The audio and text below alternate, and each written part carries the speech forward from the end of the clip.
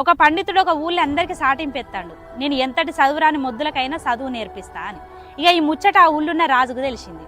ఆ రాజు వ్యక్తిని పిలిపించి, ఏందయ్యా నువ్వు ఎంతటి చదువురాని మొద్దులకైనా చదువు నేర్పిస్తావట, నిజమేనా అని అడిగాడు.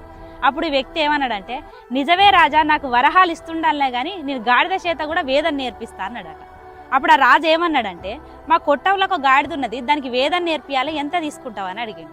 అప్పుడు ఈ వ్యక్తి ఏమన్నాడంటే, నాకు ఒక 10 సంవత్సరాల కాలం ఇయ్యిర్రి, 10,000 వరహాలు ఇయ్యిర్రి, నేను వేదం నేర్పిస్తా అన్నాడు.